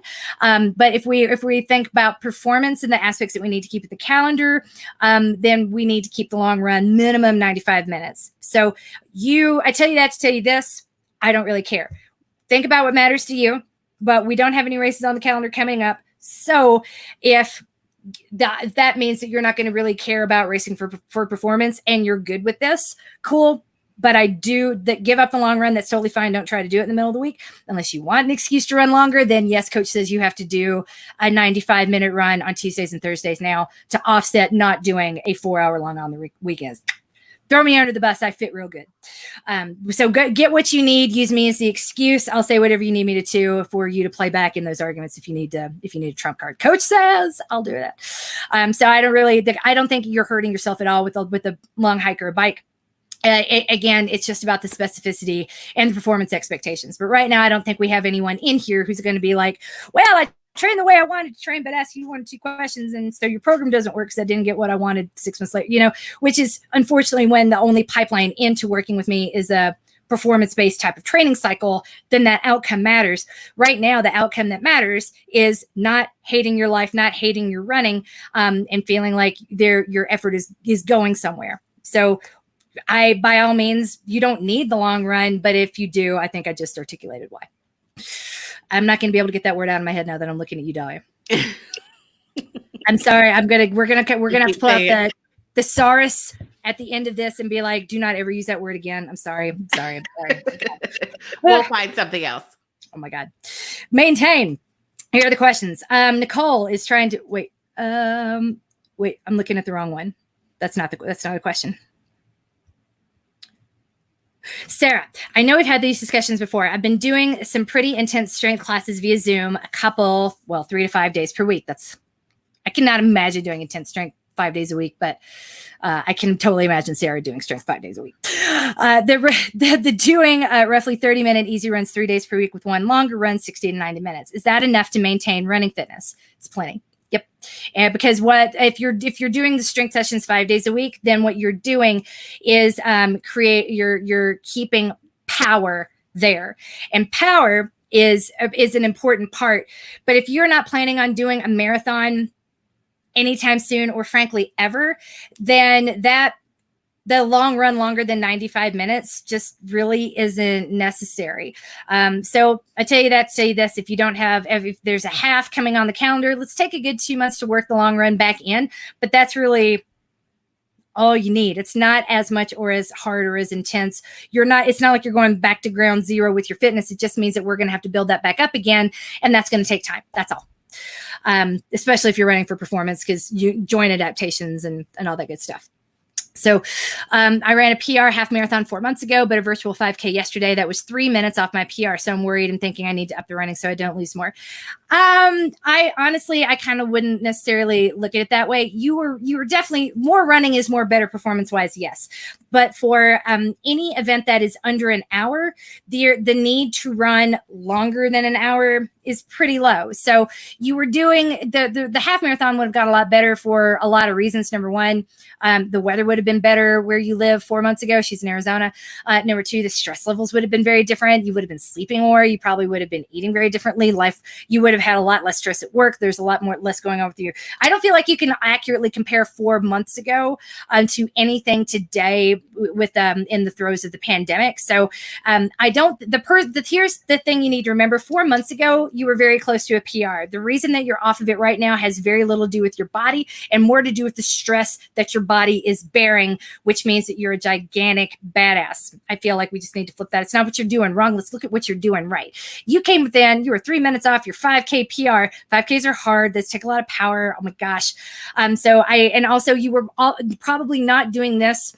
And this is my final note on it.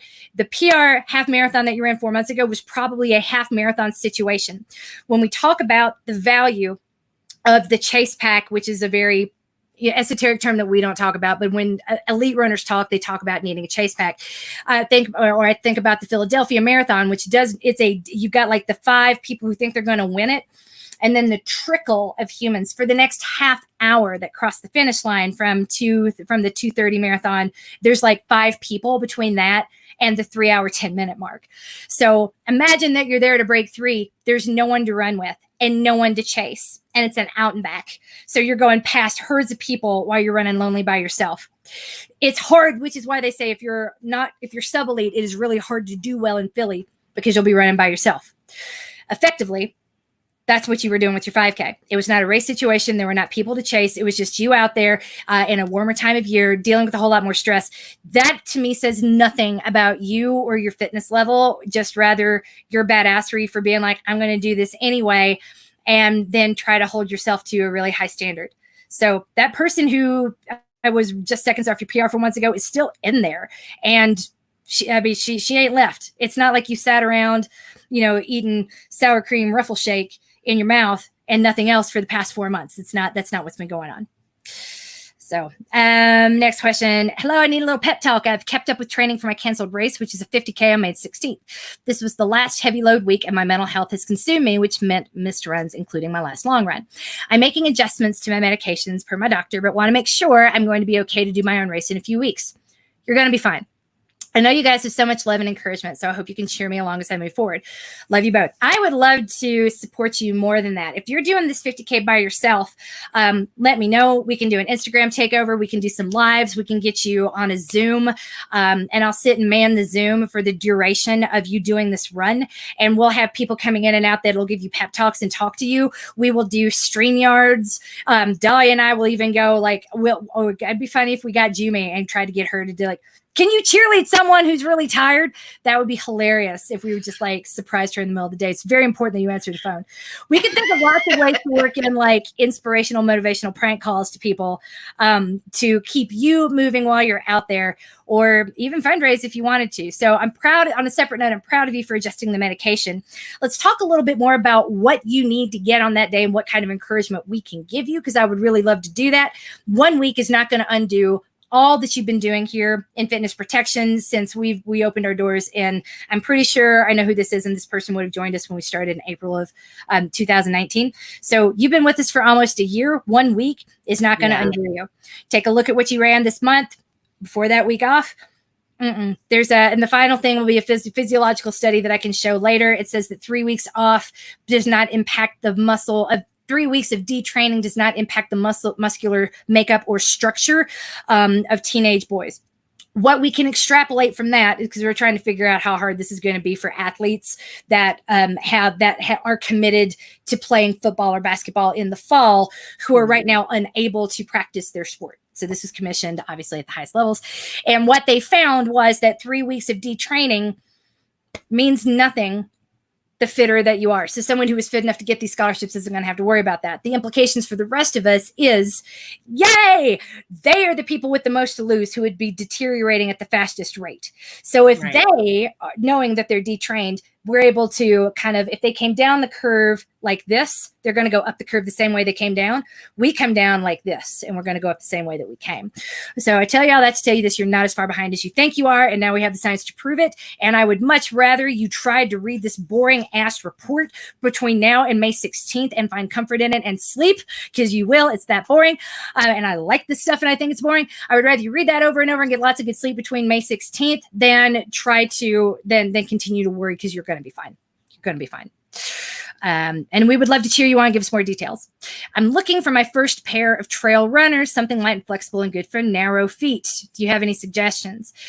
There are lots and lots of trail shoes in the world. I don't know if you know this, Dalia, because why would you run in the woods? Why would you run in the woods? I would rather do that. I mean, I used to do that. Now I just walk in the woods. Just because hiking is great. It's more interesting to me. I can't do the loops. I can't. This is a moment where I know you don't have children because you didn't pick up on that. There's a great epic song in Frozen 2, and it's the one that goes in my head. Yeah, I haven't seen Frozen. I haven't even seen Frozen. So I definitely didn't get that. Oh my God. Well, there needs to be a TikTok of them, this 80s hair band style song that they threw into this movie, Lost in the Woods, which is very easy to sing to, and it's totally earworm. Yep. Okay, I will look it up. So when anyone talks trail running, I'm like, and I'm lost in the woods. Anyway, it's terrible. I'm sure everybody else caught it. When it comes to narrow feet, I will have to look that up and come back to you on that, because I know that Ultra does really great shoes for narrow feet, but they're also zero drop. I can talk all day about Ultras. Their ALTRA are terrific shoes in general. They're very, very, very, very, very good trail shoes. That the two things to be cognizant of, one, it's a very different fit. It's a wider toe box, which is good. And it's a narrower heel cup, which is also good because women tend to have narrower heels, and a lot of shoes that are unisex actually don't fit our feet very well. And we end up having to like tie them way too tightly, which cuts off the blood flow and causes problems like metatarsal stress fractures. And people are like, I need softer shoes. And I'm like, no, you don't. You need more fitted shoes. But I'm not a podiatrist, so a podiatrist is going to sell them orthotics. And that's what are you going to do? So I tell you all that to tell you this: Ultra is one really good brand, but understand that what you're putting on your feet, what you're asking of the shoe, and what you're asking yourself to do. Because the final note when I say that not all shoes are made equally. How much time are you spending on the trails, and on what kind of trails? Do you need a rock plate? A shoe with the rock plate is going to be terrific on scree if you're doing a lot of mountain running, if you're doing a lot of uphill type of stuff, but it's also going to have very little give, very little bend. It's going to protect your feet from the impact and keep things really stable. But if you are not, like I run in Wash Park, to give you an example, Wash Park is covered in little bitty pedals, and it's annoying, and they get on my aunts, and I hate it. But I don't wear trail shoes there because I can't enjoy the run. You can get what you need in Wash Park without a rock plate. So there are trade-offs when you add that rock plate and the really, hardcore trail shoes. So think carefully about what kind of terrain you're running on, and then take it to a run store, because a lot of trails, a lot of groomed trails, a lot of well-kept and well-managed trails, you'd honestly be fine with road shoes or something with a little more cushion like a Hoka. I'll also say that On Running makes a really terrific waterproof trail shoe that if I was going to run on trails, I would be gravitating towards that, because it is one of the most comfortable waterproof shoes I've ever had on my feet. Those used to suck. Yeah. Imagine Gore-Tex around your foot. There's just no give. That Gore-Tex plus a rock plate, it's a boot. That sounds just horrible. There are better options now, for sure. Well, I called them my moon boots for years because it's like, I could walk on Mars in this, but it's like, yeah, you don't know how good you have it, kids. In 2003, it was a different shoe world. That was a long time ago. Yeah. God, I know. I'm old. I'm old. Not as old as your husband, but I'm really old. Sorry, that joke is never going to be old again. Somebody asked me if he was my dad. I was like, no. We don't look anything alike. But I guess the gap was so big, they were like, what is happening? Who is that? Okay. That's amazing. That is amazing. At least they're not asking if like you're his daughter. That is exactly what they were asking. Oh, to me. Well, they were being sincere. They said, is that your dad? There was a picture of us together I posted on Facebook, and this person has never met him. And she said, who is that? Is that your dad? I was like, anyway, yeah, that's exactly what the question was. And do I look like I could be his daughter? No, I do not. But that's how much of a mental block she had against him being anything but. Yeah. So it's pretty funny. Wow. I didn't tell him that. I don't think he would think it was this funny. I would have just said, who's that? If I didn't know. Yeah. But when you're so sure that isn't who it is, like that's the only reason why. Like, why do you ever ask someone with a little belly if they're pregnant? Because you're positive the answer is yes. Like, if you were not sure, you wouldn't ask. But like 9 times out of 10, you shouldn't have asked because you're wrong. Like it's one of those things. Like, we all just need to learn to err on the side of caution, even if you're confident you know the answer. Especially if you see someone wearing maternity clothes. They might have. There aren't that many shirts that have ruching on the sides that are really comfortable.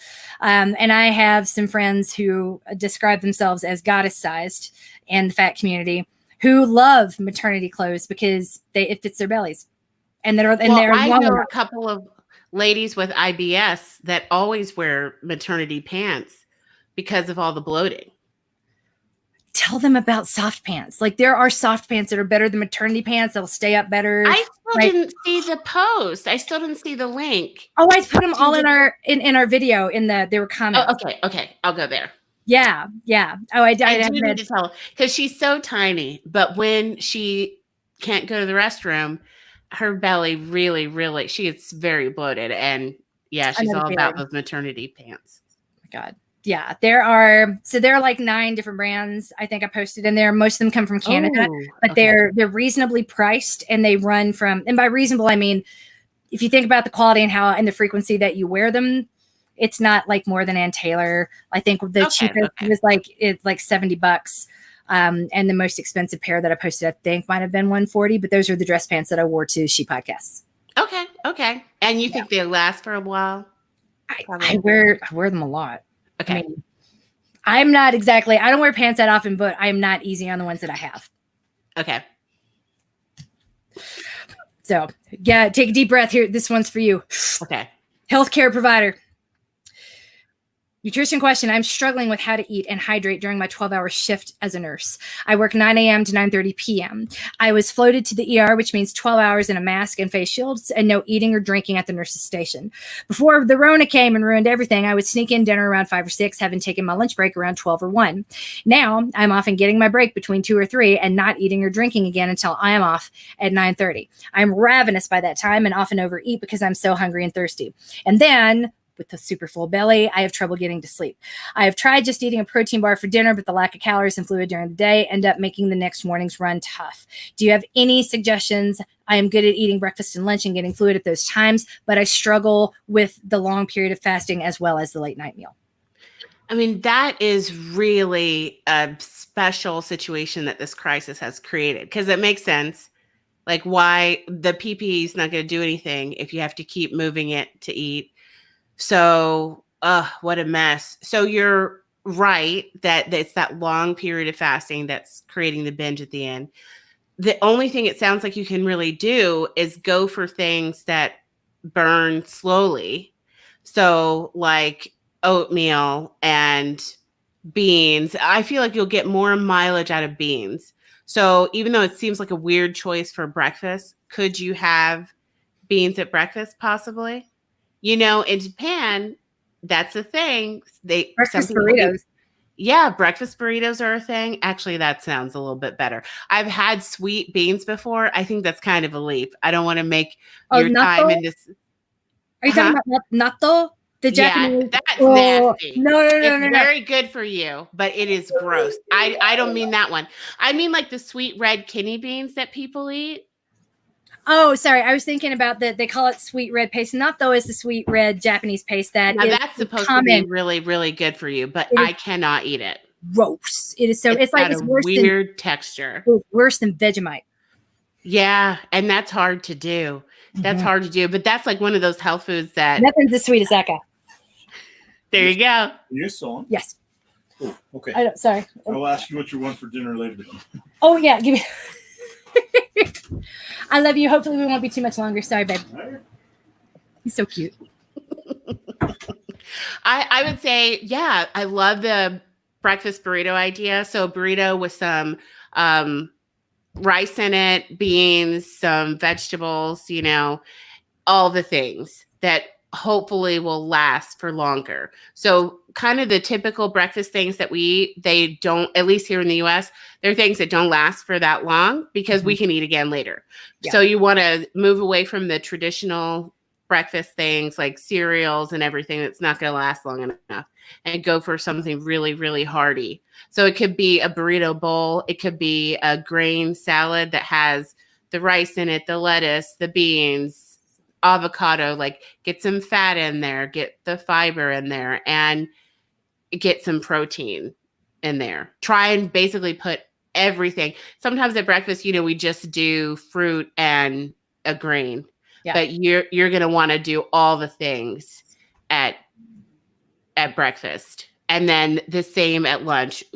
It's hard to shift when you're used to having your heavier meal at a certain time of day, but you can do it, and it just may take a little while. But I'm imagining that the level of physical activity she's doing during the day, bless you, is insane. So that may be a factor too, that you are just really burning a lot of calories because you're on the move all day. Try this and see how that works for you. And then when it comes to dinner, since you already know you're ravenous, start with something that's filling and takes a little bit longer to eat. So like salad, if you like salad, but that's going to be a lot of chewing. And that may give you some time to realize like, I am ravenous, but I'm okay. I have time to eat enough to be comfortable so that I can go to sleep. Salad scissors. Yes. I'm in love with my salad scissors. I think, have we talked about this before? No. It's the best thing I've ever bought. So if ever I thought you just meant culinary scissors. No, scissors. They're big old salad scissors. Yes, so you don't have to like cut a bowl up chopping. They are literally scissors. I have I have 2 pairs, one for each hand, and I'm like, wah, wah, wah, wah. So I don't have to waste a lot of time. Now I love salads because I don't spend a whole lot of time trying to like cut them on a plate and not get it all over me and shit. So salad scissors have been like a game changer. And if I get a salad and I'm not able to eat it right away, I'll go ahead and cut it up and put it in the fridge, and it'll be better. It's not all wilted the next day. That's another thing too. And I'm imagining because of the PPE situation, like maybe you can't leave the building. I'm guessing you can't sneak out to the car and eat. That's probably not a thing. But I would say maybe if you have a cooler in your car, you could at least start your dinner as soon as you get in the car at the end of the day. And so that's a little bit right. Exactly. Or maybe like that protein bar that you want to have. Yes. If you could cut it up, because some of these protein bars are delicious. Like they're just as good as candy bars. So you can cut it up and freeze it. That's just how I like to eat them. And then it's like little pieces, like those mini Snickers and everything. Yeah. So you could eat that in the car as you get home, and then you can have your meal. And I would try to cut up some of that stuff before you leave so that you can eat as soon as possible. And then remember, salads can look all kinds of different ways. If you don't like fooling with a bunch of romaine lettuce, then maybe your salad has peppers and cucumbers and meat. Maybe it's a meat salad. I don't know. You have to post some examples of your meat salad. Yeah, just have it ready for you though. And remember that you want to make sure you're not so stuffed you can't sleep well. That's true. What do you think about on the hydration side? Is there something like UCAN that has the long burning, the slow burning cornstarch in it that stabilizes blood sugar? Would that be something good to consume? I think with hydration, it's kind of your body is a self-limiting system, because if you try and have a lot of water at once, you're not a camel. You're going to have to urinate. So maybe you could think too, the salads will help though, as far as, sometimes when you eat a food that's water rich, you don't go to the restroom quite as quickly as if you would have had that to drink. So maybe that would balance out a little. I think honestly, your work needs to think a little bit about sustainability for how hard we're pushing everyone. I know we're in crisis, but if you guys are unable to come to work, then we're even more screwed.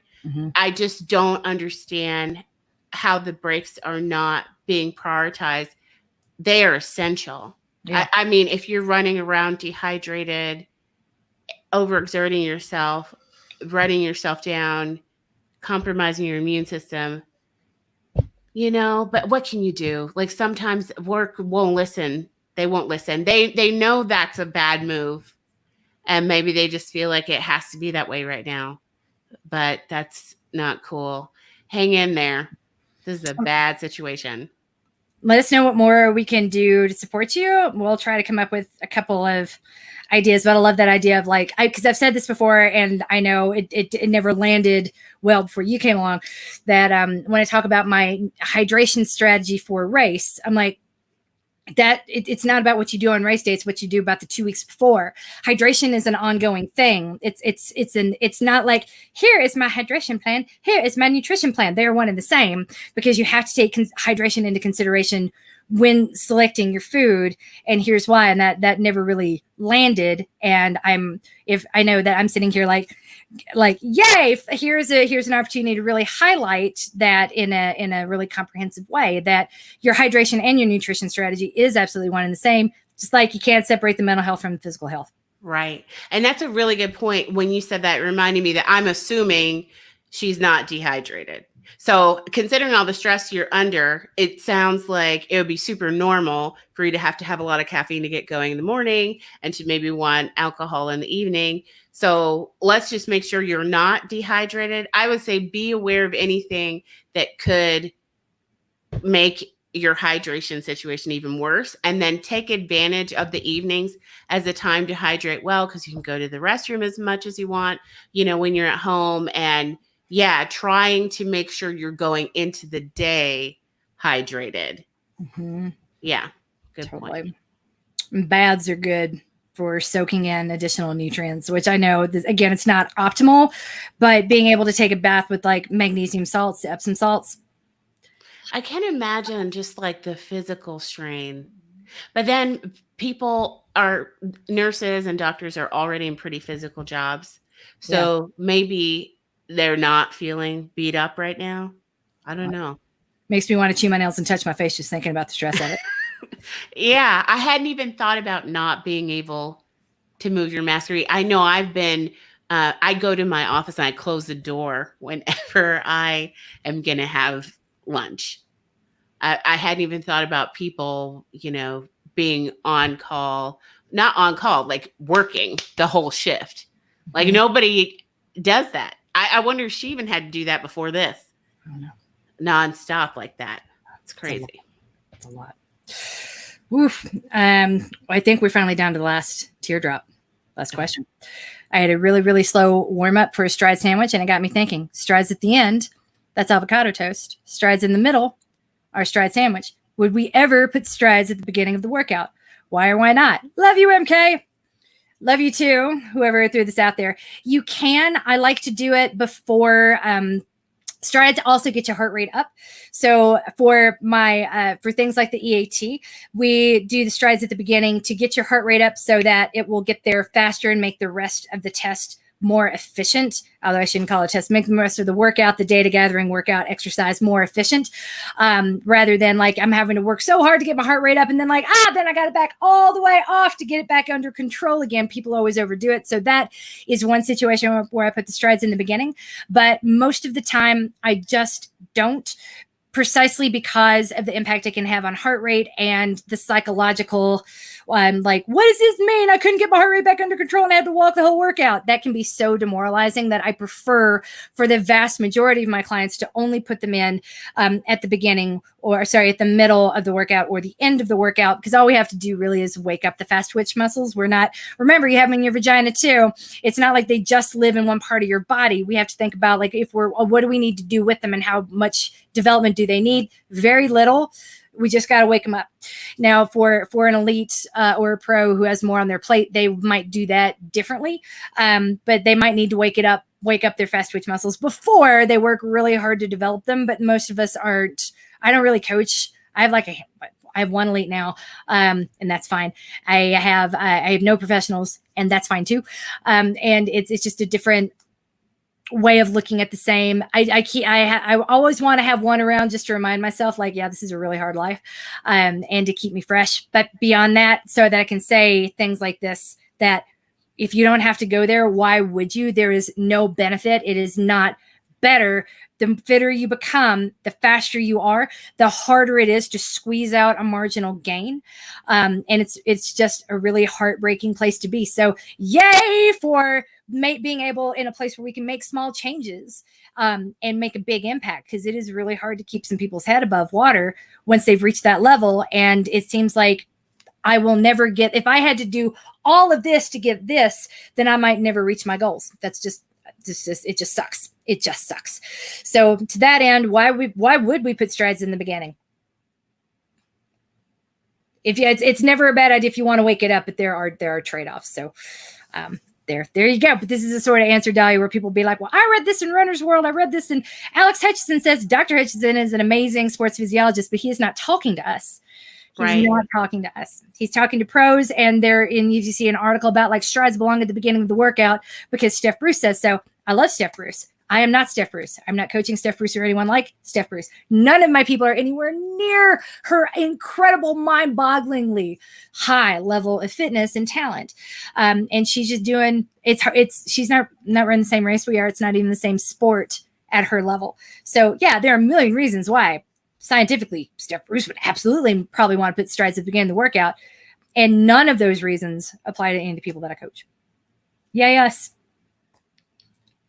But I also tell you all that to tell you this: if you want to put them at the beginning of the workout for some reason, sure. Honestly, and that is a sign that you're being given the flexibility that you need. Like, you get the information and then the choice is yours. Yeah, because it's like, should I? Meh. I mean, should I sleep through the night? It's preferable. Yes. Can I perform well and having not slept through the night? It's possible, but I'd rather not take that chance. It's just, it's really like, are you putting more pressure on yourself, or what are you trying to get from it? If you like them and you want to do them, sure, I'm never going to say no. Is it better if I do? I got to be like, is what better? Why? Right. Why are you doing this? Sure, you can. To quote Harold and Kumar went to White Castle, just because you're hung like a moose does not mean you have to do porn. And you just retrieved that quote, just like, boop. I don't even remember that line. It comes to mind a lot when people ask me if they should. I'm like, just because you're hung like a moose doesn't mean that. Or if from my other favorite from Pitch Perfect, sometimes I think I can do crystal meth. Then I think, better not. Which one is that? 1, 2, or 3? That from one where it's from Rebel Wilson. Her character is like the guy's trying to romance, put the moves on her. And like, I think we should get together. Sometimes I think we should do crystal. I think I should do crystal meth. And I'm like, better not. Yeah, that sounds like her character. Love it. That's great. We covered a lot of territory, and we're under 2 hours. We're getting better. Getting so much better at this every week. And like you say, there's no rabbit hole is too small to fit the two of us while we sail down it on a Sunday night, Dalia. I'm proud of us. I think, honestly, there are a lot of good takeaways here. I feel good about this. I do too. I'm grateful for your time, even though, you're a chief nutrition officer and technically, your time is our time. But I'm oh, sorry, we just got another comment. Yay. Thank you so much for your time. You're always so generous. You're always so kind. You're an absolute delight to talk to. I love having your perspective here, and I love having a safe place for all of my people to go with their questions. Because at this time, it's not about what's the perfect right nutrition answer. People are just really stressed out and want to know what is the stupid that I need to avoid, or I can't find an answer. Just give me an answer. And I know that the answer that you give will be kind and will work. I never would have thought of beans for breakfast. For example, I would be like, my baked potato that is such a rare situation. Yeah. That, all the normal rules do not apply. And then I would even say a breakfast burrito from a normal place isn't going to cut it, because they're not going to put all the goodies in it that you can at home. No, totally not. Totally not. But no one also has as many beans or lentils in their home as you do. That is also true. First, they got to jump into the Dalia train. You can almost always predict that my recommendations will involve some beans. I am biased.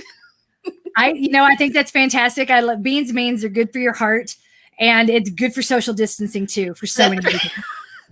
PPE be damned. Oh my gosh. Thank y'all and thank you, Karen. I'm glad you're liking the endorphins. We'll be doing another one on Wednesday. Remember, Build opens on May the 1st. Tell your friends they can do everything the right way, our way, from the beginning. There's no better place to start. If you do not yet have a social distancing net gator, please go get one from the store, which we will continue to refill as demand continues to increase. Yay. And you are, no matter what is going on or how you feel, we are here to tell you that you are coached, you are loved, and especially in those minutes where you're just like, you are still winning at life, and we are here for it.